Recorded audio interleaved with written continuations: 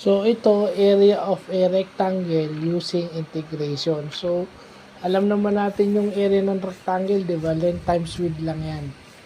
So, gagamitin lang natin yung integration. Well, simply, i-multiply mo lang yung dalawang given sa left side and then yung katabi ng dx, yun ang ipapartner mo sa 0. Then, i-multiply mo. So, ganun lang din. Kuha mo na yung sagot pagka ganun. Kasi automatic, 0 na yung kabila. Kasi yun yung limit mo yung lower limit mo starts from 0. Kasi sa ganyan, pag geometric shapes, 0 kasi nag-i-expand siya o nag-i-expand siya o lumalaki siya o lumiliit siya o nagko-contract. So yun. Parang ito yung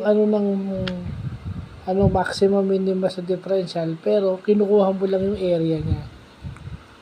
Again, area is the number of square units in a geometric figure. Kaya nga laging may square. Kung walang specific na unit, square units. Kaya nilagay ko yan 48 square units. Lagay na natin.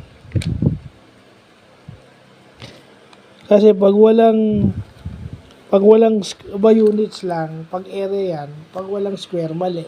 Kasi yung definition ng area, yung concept ng area, number of square units. Kasi pag units lang, perimeter yun.